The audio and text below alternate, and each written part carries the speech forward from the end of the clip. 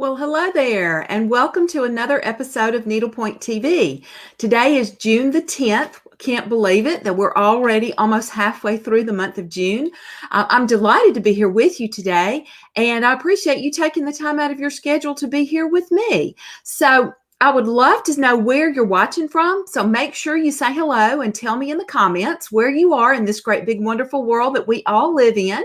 And we're going to talk a little bit this week about some additional forms of needlepoint. Last week, we talked about needlepoint canvases that were painted or screen printed. This week, we're going to talk about some other forms of needlepoint, some other ways that you can apply the decorative stitches that we use to embellish the painted canvases with on just blank canvas. So I'm going to hop over here really quick and so I can see the comments. So one of the things that before I do that, a couple of things I want to make sure that I share with you. We do have a blog post over on the Serendipity Needleworks website, all about painted canvases and printed canvases. That one was published last week, and I forgot to tell y'all about it. So make sure you check that out because it's got some great information in it about the different types of painted canvases. This is especially helpful if you're new to doing needlepoint. And so I just recommend that you hop over there and take a peek at that. Let me put down below, there is our website address down below in that banner. So if you want to go over there after we get through with this episode, then please do feel free to do that. I just encourage you to learn as much as you can about needlepoint because there is so much information out there. But the more informed you are, the better the decisions that you are going to make. So all that to say, I've got my notes. Don't want to forget anything. So again, last week's episode, all about screen printed canvases and painted canvases. And this week, we're going to dive in and we're going to talk about some other different ways that you can do needlepoint, the canvas embroidery stitches on blank canvas to create your own designs. So I know that sometimes when you go to a needlepoint store and you look at the prices on the canvases, it can be kind of sticker shock, and especially some of the larger pieces. I remember when I had my store and I went to market for the first time, it was crazy when I saw the prices on the canvases. It was like, holy cow. But what you have to keep in mind is that those are actually painted pieces of art. So it's like buying a piece of art that you're then going to embellish with your own flourishes using decorative stitches and threads. There are some less expensive forms of needlepoint, though, and the very first one that comes to mind for me or to me is counted canvas needlepoint. So when you do a counted canvas needlepoint design, you have a piece of blank canvas, and then you have a chart or graph and instructions on how to actually put that design onto the canvas. So my friend Kathy Rees, who lives down in Pensacola, is the designer behind Needle Delights Originals. And I have several of her kits. I shouldn't say canvases, kits. She has designs, and I'm going to reach down here and grab one. It actually fell over, so hold on one second. I started this one, have not finished it. So yes, I am one of those people that has all kinds of, I call them pips, projects in progress. So yes, I have pips too, but this is a picture right here of what the design looks like. So many of these are geometric designs. This one is called Tanzanite. Let me just suggest to you, one of the best things that you can do if you are looking to try your hand at counted canvas needlepoint, go to Kathy's website. It's Needle Delights Originals. I'm pretty sure it's needledelightsoriginals.com. Definitely, you Google it. Just Google Needle Delights Originals, and it should pull her website up. She has all kinds of different project options for you.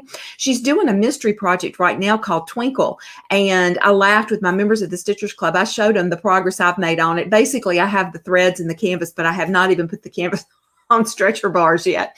That's the problem when you have a business that you're running. You don't get to spend as much time stitching as you'd necessarily like to. So, but I'm working to remedy that. So, but I do want to show you, I have started this piece, and I wanted you to see I'm sorry, that was a needle minder there. So you can see, let me put a piece of paper behind it so you can see it a little bit better.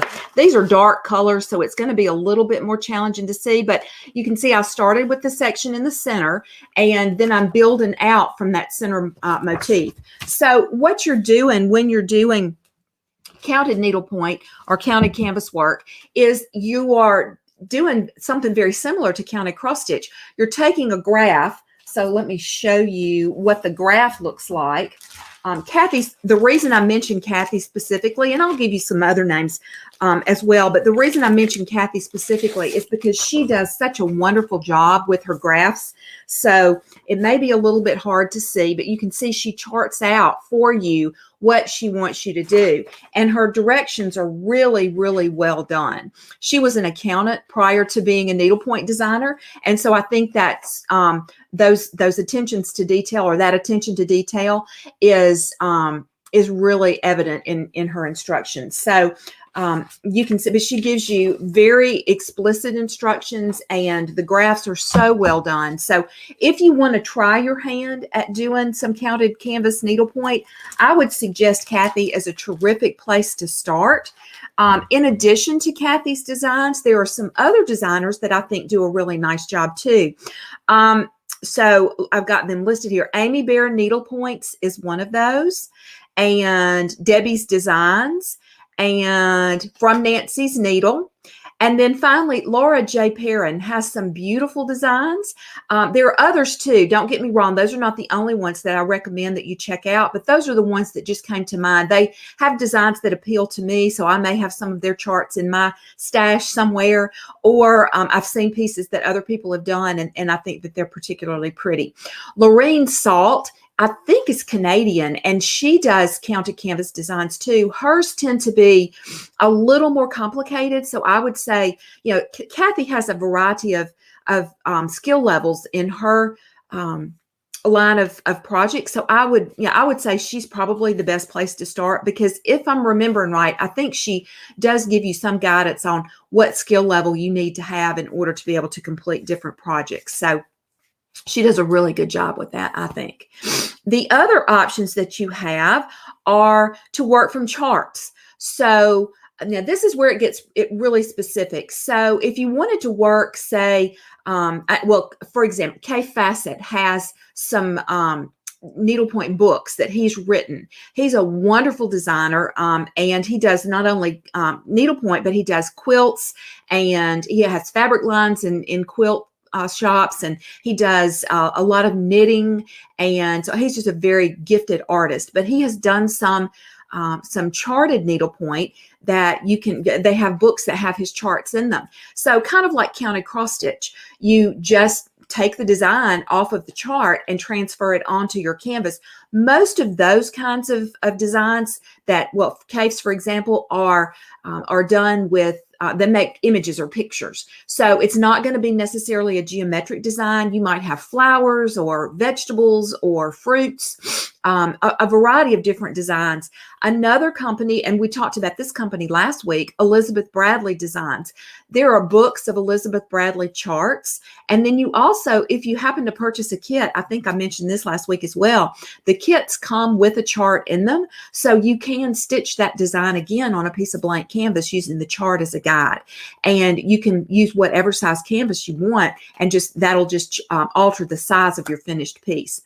Other options include counted cross-stitch charts. Now, I will say, if you want to use counted cross-stitch charts, you're going to want to try and find charts that have full stitches if you're going to be working on mono canvas, which is typically what we as needlepointers are working on, and that is the mono canvas. Let me pull it back up here again. So this is a piece of mono canvas. It's an open grid even weave fabric, so it's kind of hard to see because this is 18 count, and it's actually also a pale, it's either blue, I think it's blue, pale blue.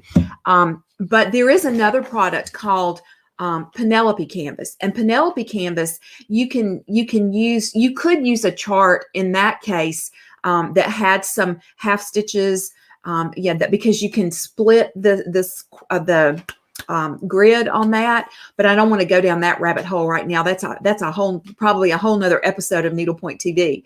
But you definitely can use county cross stitch charts that are basically with full stitches on them, and you can stitch those on mono canvas. There are, oh my goodness, the sky's the limit on those. There are all kinds of companies that have some really delightful designs, county cross stitch designs, everything from whimsical holiday pieces to samplers. So you have the whole range of possibilities.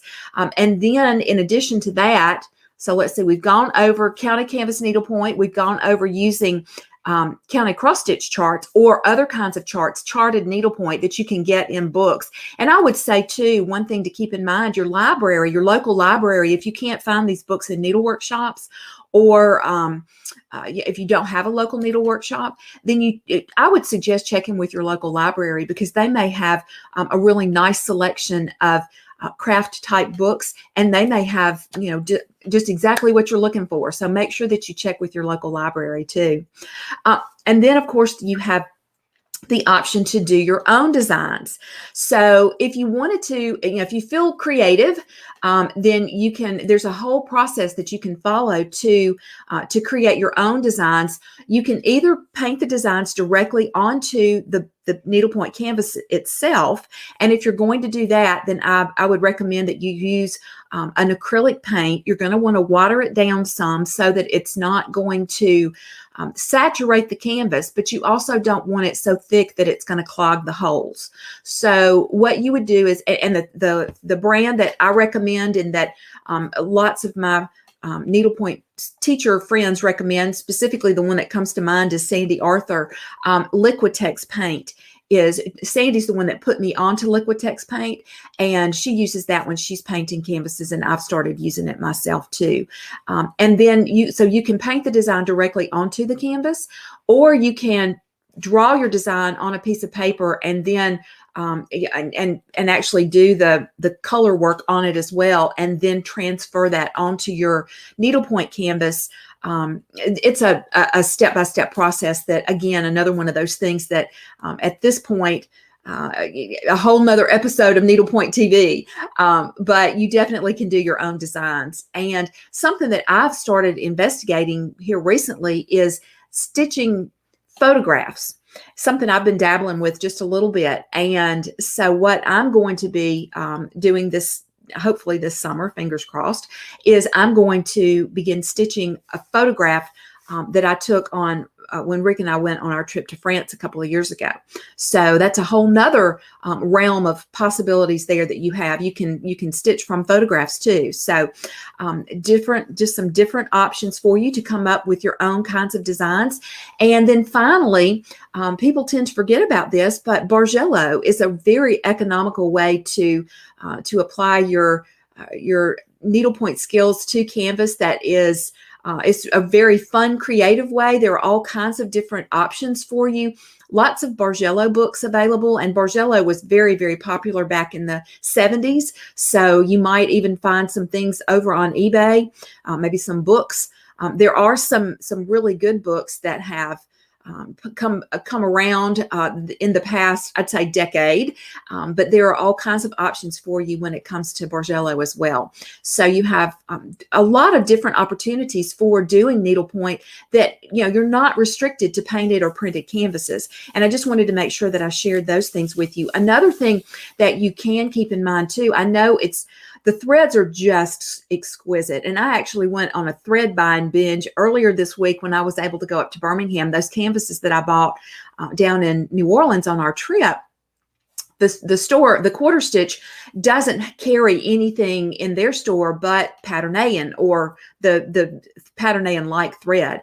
And so I wanted to have some different options. So instead, I went to Magic City Needlepoint in Birmingham and bought some threads for a couple of the canvases. And you can quickly spend quite a chunk of change on threads, especially if you like to work with novelty threads and silks, like I do. So options for not using those more expensive threads, though, would be to use DMC. DMC company corporation has a couple of options that I think are Very, very pretty for needlepoint. I'm not a huge fan of their pearl cotton number 3, which is what you would use on 13 and 14 mesh canvas, but I love their DMC pearl cotton number 5. It's a wonderful product, and I use it quite a lot. And then, of course, anywhere that you want to use a stranded thread, you can definitely substitute DMC cotton floss for a stranded silk thread. And you can even blend your own colors by taking single strands or 1 or 2 strands of different colors to create your own blend of a color in your needle. And yeah, just come up with some really beautiful combinations. So those would be some ways that you could perhaps economize on your threads. And so, I have a couple of things I wanted to share with you, but now let me look back up through here. I'm going to scroll through because we've had a lot of people that have posted, and I want to make sure that I answer any questions. So let's see. All right, we've got lots of people saying hello. Good to be here with all of you who are just popping in and saying hello. Kathy's last name is Rees, R-E-E-S. And so, Lisa, no, I do not design canvases for customers at the present time, but thank you for asking. And let's see, could you also use Congress cloth? Yes, you could. And for those of you who are not familiar with Congress cloth, it is even smaller than 18 mesh canvas. So it's very, very fine. You could definitely do that on some of these charted designs or, on the designs that you get in a book. The painting, trying to paint, I would probably, if it were me, I would probably try to paint a design on a larger mesh canvas first, and then as you perfect your technique, then maybe try on the smaller canvas like the Congress cloth. I don't believe I'd start with Congress cloth, painting on Congress cloth though. All right. Yes, and Suzette suggests joining A&G and EGA. So let me do a little bit of decoding here. A&G is the American Needlepoint Guild, and EGA is the Embroiderers Guild of America. Both of those are nonprofit organizations that are dedicated to, A&G is dedicated to needlepoint, EGA is dedicated to embroidery, and actually needlepoint is a form of embroidery because all things with a threaded needle are technically embroidery.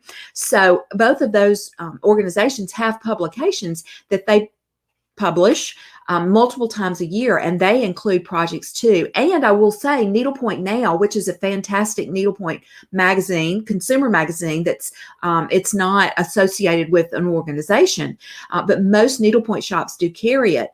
And it's a magazine that they also have in their pages counted canvas projects as well. So I completely forgot about that. So thank you, Suzette, for recommending the A&G and the EGA publications, because that sparked my memory on Needlepoint Now. All right. And then would love to learn how to convert a photo. Absolutely. That's something that I will make sure that we address within the next, hopefully in the next, I don't know, this year. We'll put it for this year. We've got a pretty full agenda for our Needlepoint TV episodes, but I will see if we can't squeeze it in for sure in the Stitchers Club. Okay. So Linda was asking, what is the name of the shop that I got my canvases in? So the shop that I visited in New Orleans is called the Quarter Stitch. It's in the French Quarter in New Orleans, so it's the Quarter Stitch. And then the shop in Birmingham is called Magic City Needlepoint. For those of you who are not from Alabama, Birmingham has the nickname of the Magic City, and so the store owners named their shop Magic City Needlepoint, which is a really fun thing. All right. Yes, absolutely. Susan says it's her local needlework store. It's mine too, even though it's an hour away. So, but yes, absolutely, it is a great shop. So, and so no, the question about is the picture behind me stitched? No, that is an oil painting. So that's a good question though. All right. So one thing I wanted to make sure I was going to share with you, last summer I did, of course, last summer we were all pretty restricted as to what we could do, where we could go. how we could spend our time. So my friends at Rainbow Gallery, when I had my brick and mortar store, shared with me a series of patterns that were designed by, and of course I'm drawing a complete blank, Susan Portra. There we go. Susan Portra created a series of light bulbs, Christmas light bulbs, and the design on each bulb is a different decorative stitch pattern. So she created a whole series of these, and last summer I spent a good portion of the summer stitching those little fellas. And so I thought I'd share with you what some ideas are that you can use for counted canvas needlepoint. So or what Christmas ornaments are just a really fun small project. They're very portable. These were worked on small pieces of canvas. I think I did 6-inch squares. So this is one of the designs. My friend Judith in Birmingham did the finishing on these for me, and she actually did on the back. I wanted to have these, I wanted it to be monochromatic so that it didn't just glaringly jump out at you, but you can see she did my initials and the date on the back. But this is just one of those little Susan Portra light bulbs. Here's another one that I stitched. So it's a different pattern. And so all 12 of the light bulbs there are 12 different patterns. I think they're just 12. There may be 13. But anyway, here's another one. So they're different designs or different stitch patterns. The tops are all the same. So they're all done using, well, I actually used Chronic on mine. And I think, yeah, I used Chronic on mine, and all the tops, very, very simple. So these are really fun little quick projects to do. And so that's one way of doing decorative stitches with that charted, this was a counted pattern. So you just counted off and transferred onto the canvas, onto the blank canvas, the outline of the pattern. And then you stitched in the top, and then every bottom part, the colored part, is different. So I've got, at this point, I think I have something like 8 of these that I've done. I haven't done all of them yet, but okay, so let me see. All right, no questions. The other thing that I wanted to share with you is this ornament. And this is a different way. Okay, it's jumping around here. This is a different way of doing a decorative stitch pattern, not in the shape of a light bulb. This was actually just a circle, and I filled in with a decorative stitch, and then the finishers that finished it for me turned it into this round ball. And so that's another fun way that you can just, it doesn't have to be in the shape of a light bulb like this. It could be just a circle. Just get a piece of blank canvas and get you a glass, a drinking glass, and draw a circle around, trace around the edge of it, and then fill in the inside of it with a decorative stitch. It's a great way to practice different stitches, to try out different threads, and also a great way to practice compensating around the edges of a particular shape. You don't have to do a circle. You could do a diamond shape. You could do whatever shape you want to, actually. But circles are super easy. If you wanted to finish it flat as a flat round ornament, you could definitely do that. You don't have to do it in this fancy format. So there are lots of different options for you there. And I wanted to, okay, so wait, let me look. Let's see. We've got a couple of people that have posted some things here. So let me see. Yes, finishing can be very expensive. You're right. And so to learn how to do it is something that I think a lot of people are going to be wanting to do, not only because of the cost, but right now the finishing companies are backed up. They really have a backlog, and some of them, I know Judith is not taking any more finishing for 2021. She's already taking finishing in for 2022. So, and a lot of the finishing houses are that way. So to learn how to do it yourself is definitely something that I can understand why you would want to do that. And all I can say about that is just stay tuned. We are working on something for you as far as that goes. We do have a workshop that's coming up in July. It's a brand new workshop that we just released the information on. I guess it was Tuesday night, as a matter of fact. Let me change this here, because we do have you can check out the information on that page that's on that link down in that banner down below. That we have a new workshop that is going to be happening on July the 24th, and it's a day-long workshop. I'm calling it Christmas in July, and we're going to spend the day together working on different stitches that you can use on Christmas-themed canvases, everything from Santa to snowmen to reindeer to gingerbread houses. I'm going to share 10 different stitches and thread combinations, and I'm going to actually work with you on compensating those stitches so that you can get some tips on how to compensate stitches on your projects. Because just because you want to work a particular stitch on a specific canvas, maybe if I were to, I don't know, I'm trying to think, if I don't have a holiday canvas, Christmas canvas handy that I can reach down and grab, but just because, say, you maybe want to use a diagonal mosaic stitch on Santa Claus sleigh, then just your canvas may not be the same as mine. So compensating is different for every single canvas. And so the plan, or the purpose actually for this workshop, is not only to teach you different thread and stitch combinations that you can use for a variety of design components, but also to help you with compensation tips that you can apply to those stitches for other canvases that you may be wanting to work on. Your canvases, not a canvas I pick, a canvas you pick. So it will be giving, or I'll be sharing with you different tips for how to compensate, and those tips will also you can use those for other stitches, not just the ones that I'll be sharing. So that's a day-long workshop that's happening in July, and I'll also be sharing 3 patterns that you can use to create your own Christmas ornaments. You can do them for yourself, or you can do them for friends or family, and they will be stitch patterns that you can use to create charted. They'll be charted designs, and you'll be able to use them to work projects for yourself, either to have for your family or to gift to someone else. So let me see if there's anything else that I needed to make sure. Oh, I wanted to make sure that that if you have any questions, to remind you that you can always reach out to our help desk, which is help@serendipityneedleworks.com. Of course, I'll make sure that I include that information below the video here, and I'll also include the information about the workshop, the link to that, and let's see. Yes, and okay. We have questions about where can we find the outline and stitches for the Christmas light bulb. Donna, that is inside your Stitchers Club member portal. So look, oh wait, I'll have to think about where that is. I can't remember off the top of my head, but I will make sure I go to the Facebook group for the Stitchers Club and make sure that you know where that is. And then let's see.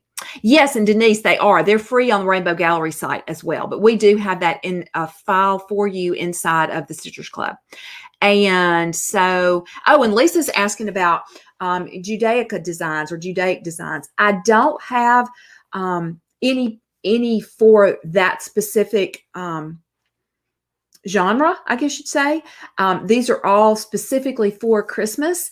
I am not well versed in those types of designs, so I hesitate to venture there without some guidance. But I am definitely open to incorporating some of those types of designs if I can get some input from members who can guide me, because I very definitely want to be able to do that, but not without guidance from people who are willing to share their expertise and knowledge with me, because my background is limited to Christmas.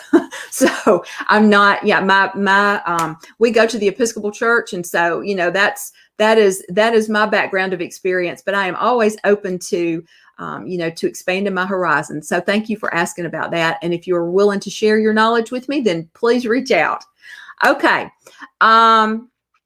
let's see.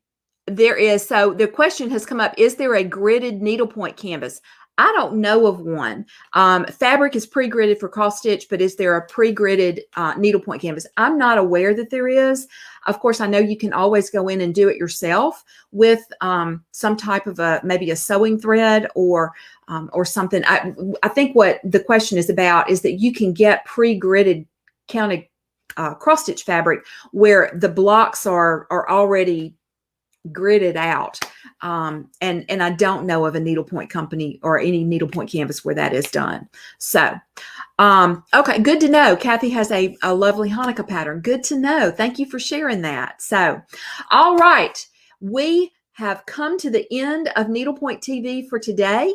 I appreciate ever so much, again, you being here with me. If you have any questions, of course, please do feel free to reach out to our help desk. And, you know, it's help@serendipityneedleworks.com. And I hope you have a wonderful rest of your day. Thanks for being here with me. Thanks for taking time out of your schedule to stop and tune in. I will see you all again real soon. Until then, happy stitching. Bye for now.